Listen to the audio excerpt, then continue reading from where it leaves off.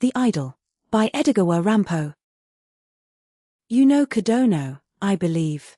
He was my late husband, who died 10 years ago. So much time has passed that even when I say his name aloud, Kodono sounds like a complete stranger, and the whole affair seems so unreal that I sometimes wonder whether it was merely a dream. How did I ever come to marry into the Kodono family? Needless to say, there was nothing so improper as our having been in love beforehand.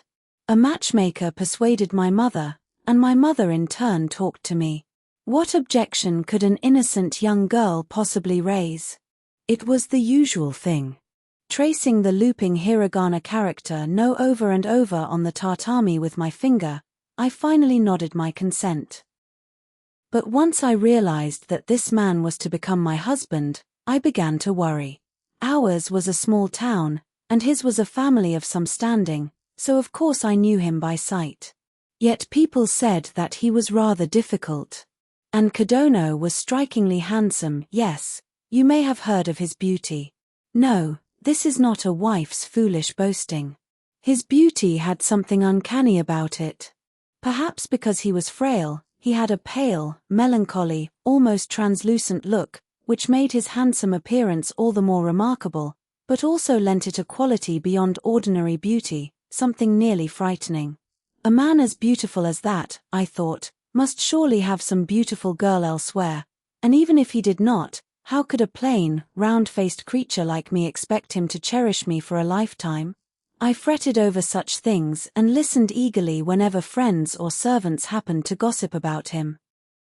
Little by little I pieced together what I heard. There was not the slightest trace of the scandalous rumors I had feared, but I did discover that his reputation for being difficult was no ordinary matter. You might have called him an eccentric. He had few friends and generally kept to the house. Worst of all, there were even rumors that he disliked women. Had people merely meant that he avoided dissolute company, I should not have cared. But it seemed to be women themselves that he disliked. Even our engagement had originally been his parents' idea, and the matchmaker was said to have had more trouble persuading him than persuading my family. I had never heard anyone state this quite so plainly. Perhaps some careless remark had led my oversensitive, bridal imagination to leap to conclusions. Indeed, until I entered his house and met with that dreadful fate, I kept forcing myself to believe that it was nothing more than my own fancy. That comforting interpretation suited me, you see. I suppose there was a little vanity in it too. When I remember the girlish feelings I had then, I cannot help finding my younger self rather sweet.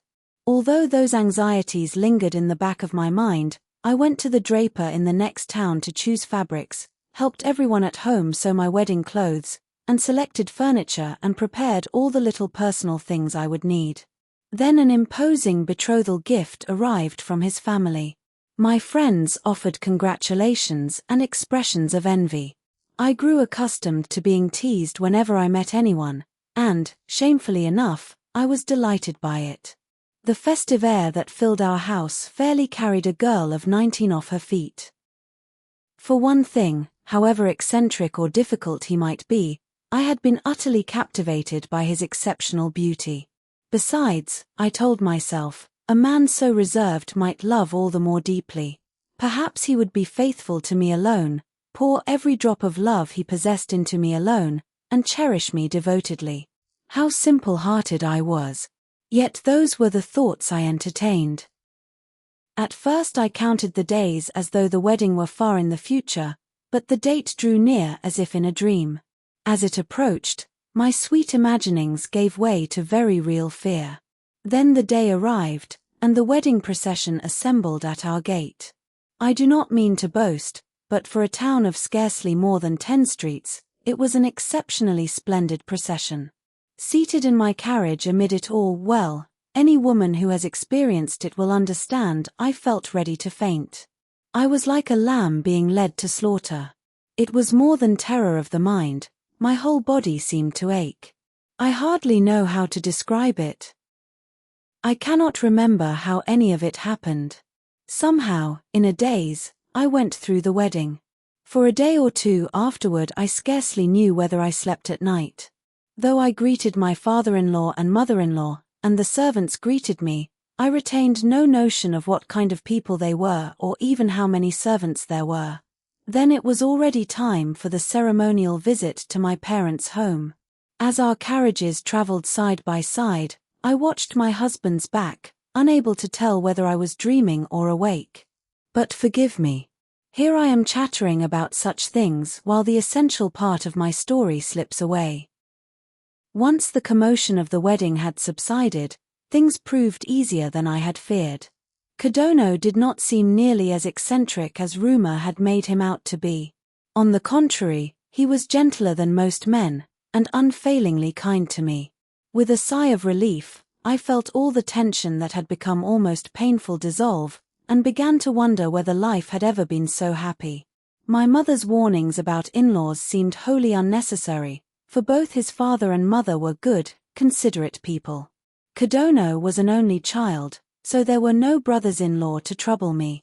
I began to think, almost with disappointment, that there was nothing at all to fear about being a bride. Kodono's looks, no, please do not misunderstand. This too belongs to the story. Once we lived together, he was no longer a distant figure glimpsed from afar, but the first and only man in my life. Perhaps it was only natural, then, that with every passing day he appeared more distinguished, until his beauty seemed beyond compare. And it was not merely that his face was handsome.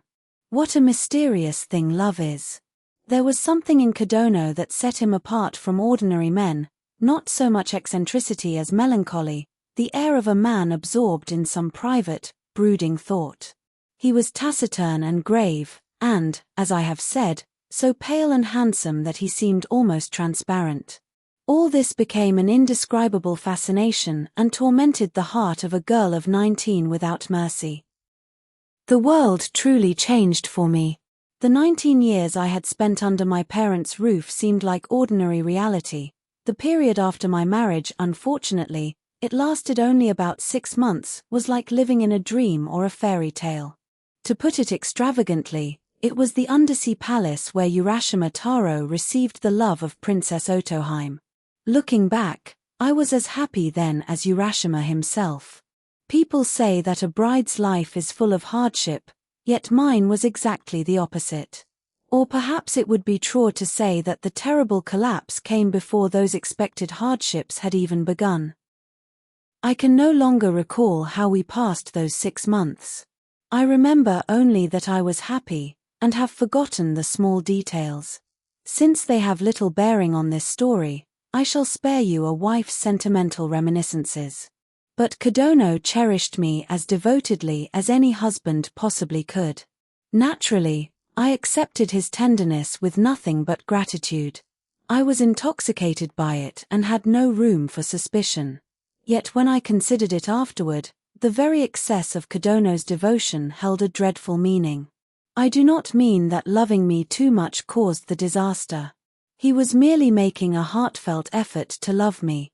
There was no intention to deceive me. And so, the harder he tried, the more completely I believed him, relied upon him with all my heart, and abandoned myself body and soul to his care. Why, then, did he have to make such an effort? I did not understand until much, much later. There was a truly terrible reason. I first thought, something is wrong, almost exactly 6 months after the wedding.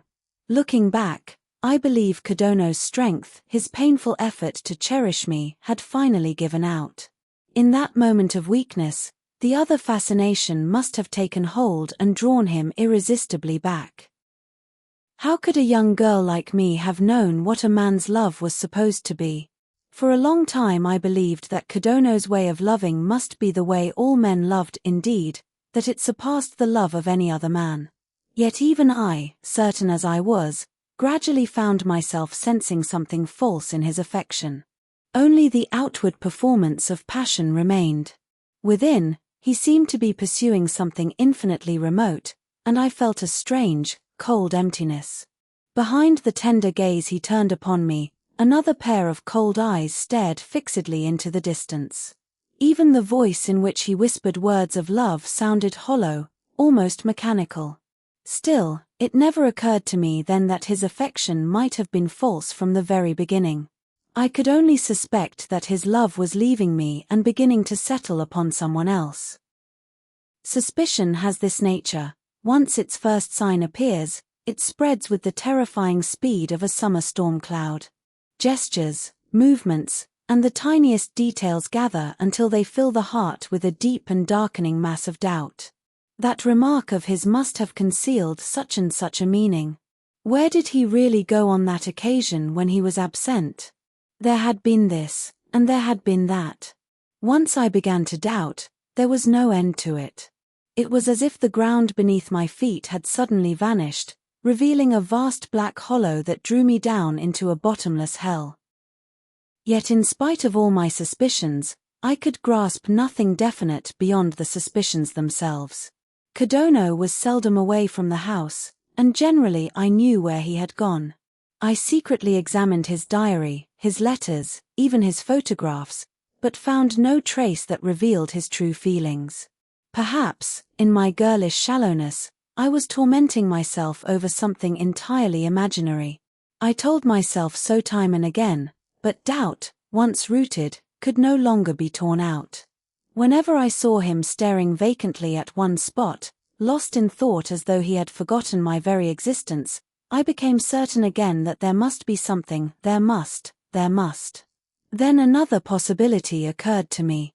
As I have said, Kodono was deeply melancholy and naturally withdrawn. He often shut himself in a room to read. He complained that the study was too distracting. Since his younger days, he had enjoyed going alone to the second floor of the storehouse behind the house, where many old books inherited from his ancestors were piled. In that dim place, at night, he would light an old-fashioned paper lamp and read by himself. For the first 6 months after my arrival, he had seemed to forget the storehouse entirely. But just then he began visiting it again and again. Might that not mean something? The thought suddenly took hold of me. Reading on the second floor of a storehouse might be a little unusual, but it was hardly blameworthy or suspicious. So I told myself at first. Yet I had watched Kodono's every movement and searched his belongings as carefully as I could, without finding anything strange. And still there remained that hollow shell of affection, those vacant eyes, those reveries in which he sometimes seemed to forget that I existed. The upper floor of the storehouse was the only place left for me to investigate. There was something odd about those visits, too. They always took place late at night. Sometimes he would listen for my sleeping breath, slip quietly out of bed, and fail to return for a long time.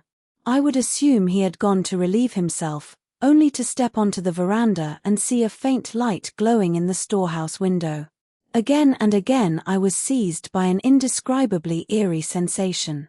I had entered the storehouse only once when I first married into the family, when they showed me around, and once or twice afterward at the changing of the seasons. Even when Kodono secluded himself there, it never occurred to me that the cause of his coldness toward me might be hidden inside, so I had never followed him. The second floor of the storehouse alone had escaped my surveillance. Now I began to regard even that place with suspicion. I had married in mid-spring. It was around the time of the autumn harvest moon that I first began to suspect my husband. I still remember Kodono crouching toward the veranda, his back to me, washed in pale moonlight and absorbed in thought for a very long time. The sight unsettled me in a way I could not explain, and that was the beginning of my suspicion. My doubts gradually deepened, until at last, late that autumn, I shamefully followed him and entered the storehouse. What a frail bond ours was! My husband's deep affection, which had once carried me to such heights and which, as I have said, was never true affection, had cooled in only 6 months. Like Urashima Taro after he opened the forbidden casket, I awakened with a start from the first intoxication of my life to find an endless hell of suspicion and jealousy gaping before me. At first I did not distinctly believe that anything suspicious lay inside the storehouse. Tormented by doubt, I merely wished to glimpse my husband when he believed himself alone and, if possible, free myself from uncertainty. I prayed that I might find something there to reassure me. At the same time, the thought of behaving like a burglar terrified me. Yet once I had resolved upon it, I could not abandon the plan without regret. And so, one night late in autumn, when a single-lined kimono was no longer enough against the chill and the insects that had sung in the garden until recently had fallen silent, I made my attempt. It was a moonless night. Walking toward the storehouse in my garden clogs, I looked up. The stars were beautiful, but they seemed extraordinarily distant, and the night had a strange desolation. At last I crept into the storehouse to spy upon my husband, who should have been upstairs. Everyone in the main house, his parents and the servants, had long since retired. The estate was large, as country town houses often are, and although it was only about 10 o'clock, the grounds were utterly still. I was frightened to pass through the pitch-dark shrubbery on my way to the storehouse. The ground along that path was damp even in fine weather, and a huge toad lived among the bushes, uttering a loathsome, low, rasping croak. After enduring all that, I finally reached the storehouse. It too was completely dark. Mingled with a faint odor of camphor was the cold, moldy smell peculiar to old storehouses, enveloping me in a chill. Had the fire of jealousy not burned inside me, how could a girl of 19 have done such a thing?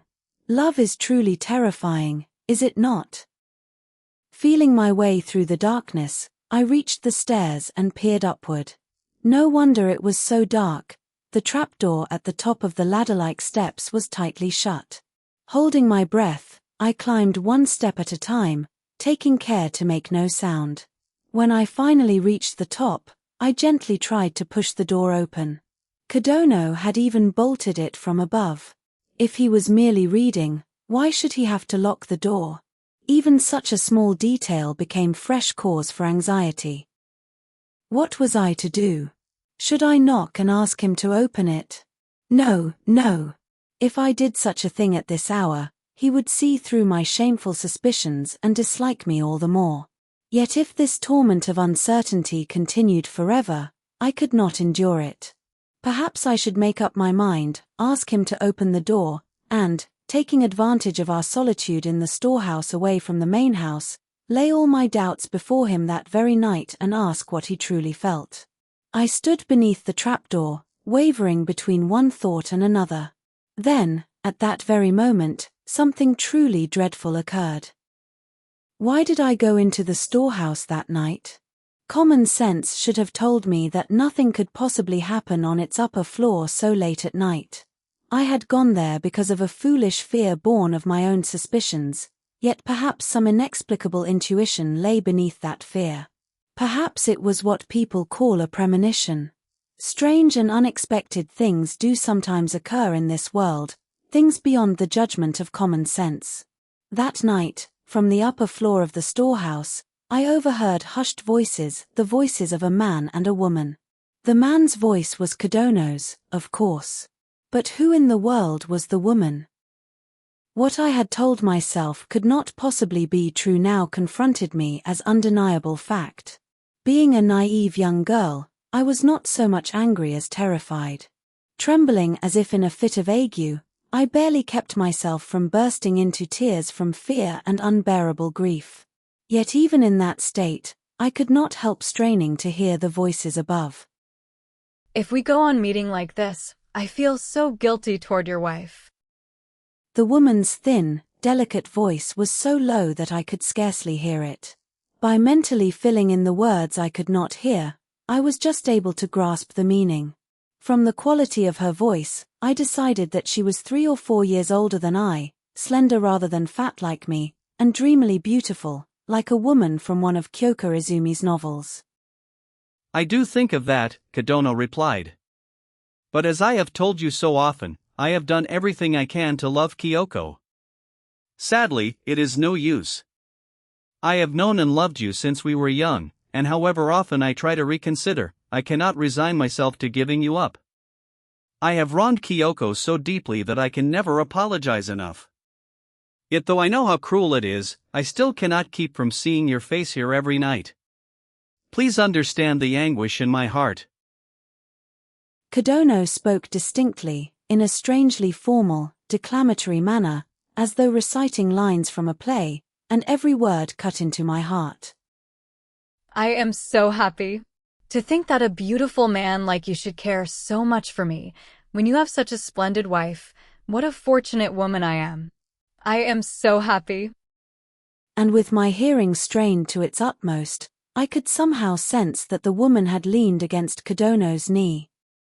Try to imagine how I felt then. At my present age, I would not have hesitated. I might have smashed through the door, rushed in upon them, and poured out every grievance in my heart. But I was still little more than a girl and possessed no such courage. Pressing the end of my sleeve firmly to my lips to hold back the grief surging within me, I remained there in helpless confusion, unable even to leave, suffering as though I were dying. After a while, I suddenly became aware of footsteps pattering across the wooden floor. Someone was approaching the trapdoor. To meet them face to face there would have been unbearably humiliating for me and for them.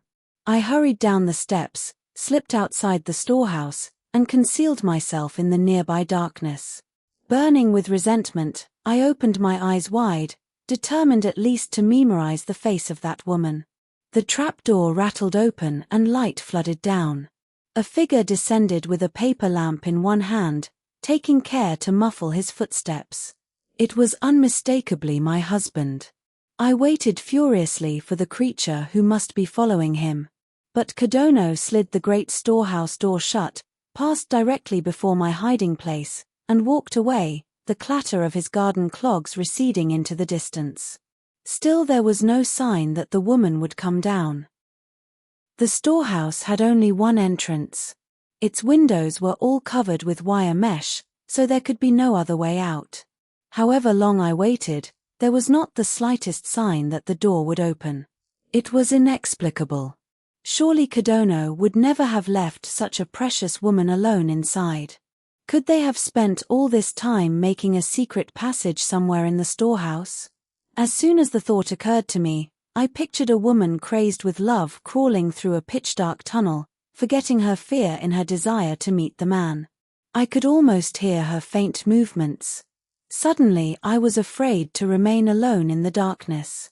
I also worried that my husband might notice my absence. For that night, at least, I decided to return to the main house. How many times after that did I steal into the dark storehouse? Each time I eavesdropped upon the lovers' tender exchanges, and each time I suffered anguish beyond words. I devised every possible means of seeing the other woman, but always, as on the first night, Kodono alone emerged from the storehouse. I never caught so much as a glimpse of her. Once I brought matches. After making sure my husband had gone, I quietly climbed upstairs and searched the place by their light. Yet although there had been no time for her to hide, not even her shadow remained. Another time, when Kodono was elsewhere, I slipped into the storehouse in daylight and inspected every corner. I looked for a secret passage and examined the wire mesh over the windows for any break, but found no opening through which even a mouse could escape. What an impossible mystery it was. Once I had established this, my grief and resentment gave way to an indescribable dread that made me shudder. Yet the following night, the same sensuous whispers would return by whatever hidden route she used. Once more, she and my husband would exchange their intimate words, only for her to vanish again like a ghost, no one knowing where she went. Could the wandering spirit of some living woman have possessed Kodono? Gloomy by nature and somehow unlike ordinary people, Kodono had always reminded me of a snake. Perhaps that was another reason I had been so powerfully drawn to him. Might he not be especially vulnerable to some uncanny being, a living spirit of just that kind? As I entertained such thoughts, Kodono himself began to seem almost demonic, and I fell into a strange state that words cannot describe. I repeatedly resolved either to return to my own family and tell them every detail, or to inform Kodono's parents. But I feared that if I rashly spoke of something so insubstantial and ghostly, they would laugh at me and I would merely disgrace myself. Even in my girlish state, I managed to restrain myself and postponed the decision from one day to the next. Come to think of it, I was already rather strong-willed in those days. Then one night I noticed something peculiar. The usual meeting upstairs had ended, and just as Kodono was about to descend, I heard a light thump, as of a lid closing, followed by a series of clicks that sounded like a lock being fastened. When I considered it, I seemed to remember hearing those same faint sounds every night. Nothing upstairs could produce such sounds except the closing and locking of one of the many long storage chests arranged there. Could the woman be hiding inside one of them? If she were human, she would have to eat, and certainly no living person could remain for so long in a suffocating chest. Yet somehow I became convinced that this must be the truth. Once the idea occurred to me, I could no longer sit still. I had to steal the key, open the chest, and see the woman with my own eyes. When the time came, I would bite her, claw her, anything rather than be defeated by such a woman. As though it had already been proved that she was hiding in the chest, I ground my teeth and waited for dawn. The next day, stealing the key from Kodono's personal document box proved unexpectedly easy. By then I was nearly beside myself, yet for a girl of 19 it was still a tremendous undertaking. I had already passed many sleepless nights. No doubt I was pale and had grown thin. Fortunately, our rooms were separate from his parents, while Kodono was too absorbed in his own affair to notice me. In this way I passed those 2 weeks or so without arousing suspicion. Then, with the key in my hand, I slipped inside the storehouse, dim even by day and cold with the smell of earth. What did I feel at that moment? Looking back, I can scarcely believe that I managed such a thing. Perhaps before stealing the key, or perhaps while climbing to the upper floor, I conceived, amid my distracted thoughts, one absurd possibility. It has no importance, but perhaps I may mention it. Could the voices I had heard have been Kodono alone, disguising his voice?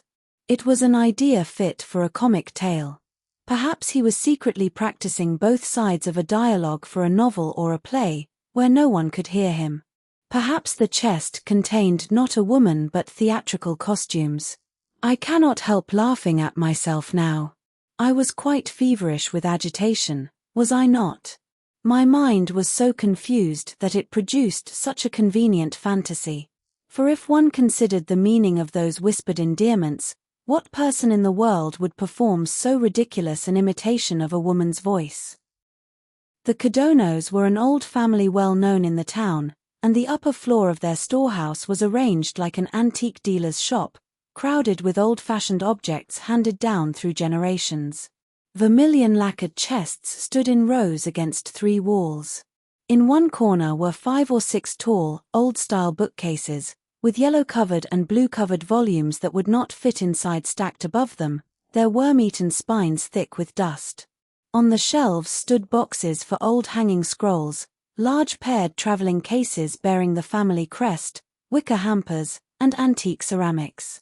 Among them, the strangest objects to catch the eye were the implements said to be used for blackening teeth, a piece of lacquerware like an enormous bowl, and a lacquered basin. Age had turned them reddish, but every piece still bore a family crest in gold lacquer. Most sinister of all were 2 suits of ornamental armor seated upon armor chests just beside the stairs, as lifelike as men. One was an imposing suit laced in black. The other, I believe, was scarlet-laced armor. It had darkened and the cords were broken in places, but once it must have blazed like fire and been magnificent. Each still wore its helmet and even the dreadful iron mask that covered the face below the nose. If you stared at them in the dim storehouse, you imagined the gauntlets and greaves beginning to move, and one armored figure reaching for the great spear hanging above its head. I felt ready to scream and flee. Pale autumn light entered through a small window and its wire screen, but the window was so narrow that the corners remained dark as night. There, only the gold lacquer and metal fittings glimmered faintly and eerily, like the eyes of monsters and goblins. If I so much as remembered my fantasy of a living spirit, how could any woman have endured that place? That I overcame my terror and opened the chests at all must once again have been the strange power of love. Though I told myself there could be nothing inside, an uncanny fear clung to me. Each time I raised a chest lid, cold sweat seemed to seep from my entire body and my breath stopped. I lifted the lid, thrust my head forward as if peering into a coffin, and forced myself to look. Yet just as I expected, or contrary to what I expected, every chest held nothing more suspicious than old clothes, bedding, and beautiful writing cases. Then what could the unmistakable sounds of a closing lid and a turning lock mean? As I wondered, my eye fell upon several unfinished wooden boxes stacked inside the final chest. On their surfaces, written in the family's graceful hand, were labels such as Emperor and Empress, 5 court musicians, and 3 merry drinkers. They contained a set of dolls for the girls' festival. Perhaps I was somewhat relieved to have found nothing suspicious. Even then, feminine curiosity made me decide to open the boxes. I took them out one after another. Here were the imperial dolls, here the cherry tree on the left, there the mandarin orange tree on the right. As I went through them, the camphor scent filled the air, and an indescribably old and nostalgic feeling stole over me. The finely textured skin of those antique dolls gradually drew me into a dream world. For a time I lost myself among them. Then I noticed, along one side of the chest, a rectangular unfinished wooden box unlike the others. It was more than 3 feet long and had the air of containing something precious. On its lid, in the same elegant hand, was written "Presented by His Lordship." Wondering what it might be, I gently removed it. The instant I opened it and saw what lay within, I was so shocked that I instinctively turned my face away. In that instant, surely this is what people mean by revelation, all the doubts of the preceding days were completely resolved. If I tell you that the thing which startled me so greatly was only a single doll, you may laugh and say, "Is that all?" But that is because you have never known a doll that is truly lifelike, a work of art into which a master dollmaker of the old days poured all his skill and spirit. Have you ever come unexpectedly upon an antique doll in a museum corner and felt an inexplicable shudder at its overwhelming lifelikeness? If it was a girl doll or a doll of a beautiful youth, were you ever astonished by its dreamlike, otherworldly fascination? Do you know the strange, formidable presence of the antique dolls known as presentation dolls? Or do you know the curious fact that in former times, when love between men and youths flourished, connoisseurs had portrait dolls carved in the likenesses of their favored young male lovers and caressed them day and night? But I need not reach so far into the past. If you know the uncanny legends surrounding bunraku puppets, or the lifelike dolls of the modern master Kamahachi Yasumoto, then I believe you can understand perfectly why the sight of that single doll affected me as it did. I later learned about the doll from Kodono's father, whom I questioned discreetly. It had supposedly been presented to the family by a feudal lord and was the work of a master dollmaker named Tachiki, active around the Ansei era. Though commonly called a Kyoto doll, it was apparently a type of lifelike figure known as an ukiyo doll. It stood more than 3 feet tall, about the size of a 10-year-old child, and had fully formed arms and legs. Its hair was arranged in an old-fashioned shimoda coiffure, and it wore a boldly patterned antique Yuzen-dyed kimono. I was also told that this was characteristic of Tachiki's work. Despite its age, the girl doll had a strangely modern face, thick, blood-red lips that seemed to hunger for something, full cheeks that formed a double curve at either corner of the mouth, wide, double-lidded eyes that seemed about to speak, and dark brows arched above them in a serene smile. Most mysterious of all were its ears, delicately tinged like red cotton wrapped in fine white silk, their subtle coloring strangely fascinating. Time had somewhat faded the vivid, sensual face. Except for the lips, it had become strangely pale. Perhaps from the touch of hands, its smooth skin looked damp with sweat, and this made it all the more voluptuous and alluring. When I saw the doll in that dim, camphor-scented storehouse, its softly rounded breast seemed to rise and fall with breath, and its lips appeared ready to part at any moment. It was so lifelike that I shuddered. What an unspeakable thing it was. My husband was in love with a cold, lifeless doll. Once I had seen the doll's extraordinary fascination, there could be no other solution to the mystery. My husband's aversion to people, the intimate conversations in the storehouse, the closing of the chest lid, the woman who never appeared, all these facts admitted only one interpretation. The woman was this doll. What follows is what I later came to imagine, based on what 2 or 3 people told me. Kodono must have been born with a dreamy, peculiar disposition. Before ever falling in love with a human woman, he happened upon the doll in the chest and surrendered his soul to its powerful fascination. He had never gone to the storehouse to read in the first place. One person told me that throughout history there have been many instances of human beings falling in love with dolls or Buddhist statues. My husband, unhappily, was such a man, and more unhappily still, his family happened to preserve a doll of incomparable artistry. An inhuman love, a love beyond this world. Those who love in such a way are, on the one hand, intoxicated by a mysterious pleasure like a nightmare or a fairy tale, something no living human can provide. Yet at the same time, they suffer the incessant torment of guilt and struggle desperately to escape that hell. Was Kodono's marriage to me, and his frantic effort to love me, anything more than the trace of that futile agony? Seen in this light, the meaning of his words in the storehouse, his sorrow over having wronged Kyoko, became clear. Nor could there be any doubt that he had supplied the woman's voice for the doll. Ah, beneath what unlucky stars was I born? Now we come to the true subject of my confession, the dreadful events that followed. After making you endure so much tedious chatter, I expect you are weary at the thought that there is more. But please do not worry. The essential part will not take long to tell. Do not be startled. The dreadful event I mean is that I committed the crime of murder. You may wonder how a woman guilty of so grave a crime can live peacefully without punishment. The answer is that I did not kill with my own hands. My guilt was indirect, and even had I confessed everything at the time, it would not have been an offense serious enough to bring legal punishment. Yet though I bear no guilt in law, I was plainly the one who led that man to his death. In my girlish shallowness, I lost my head in a moment of fear and allowed the truth to remain untold.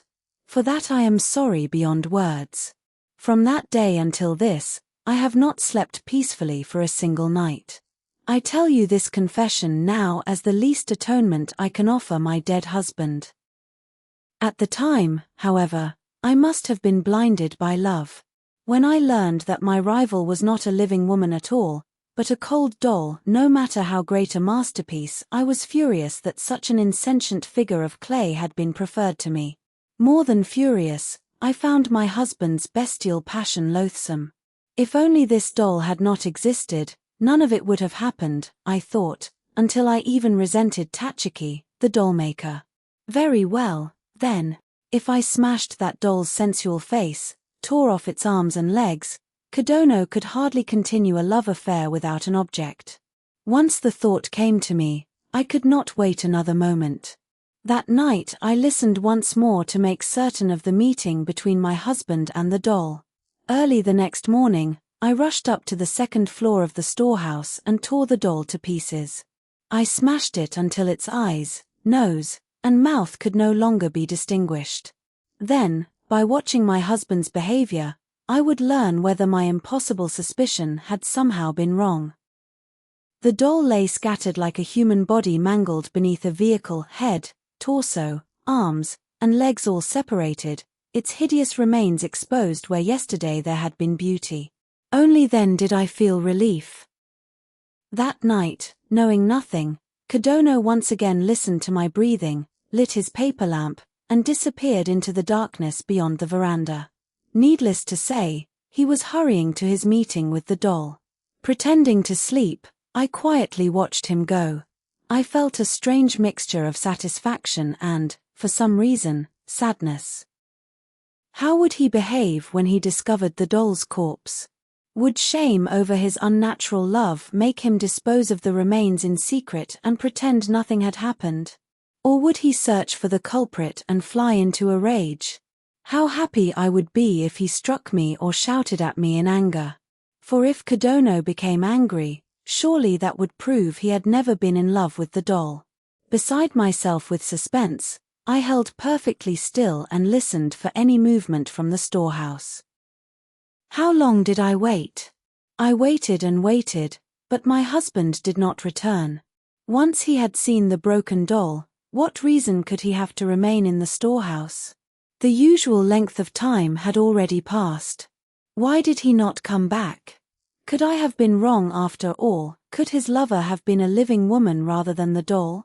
The thought drove me nearly mad. Unable to endure it any longer, I rose from bed, prepared another paper lamp, and ran through the dark shrubbery toward the storehouse. As I raced up the steps, I saw that the trapdoor, unusually, had been left open. A paper lamp must still have been burning above, for a reddish-brown glow shone dimly down the stairs. A sudden premonition made my heart leap.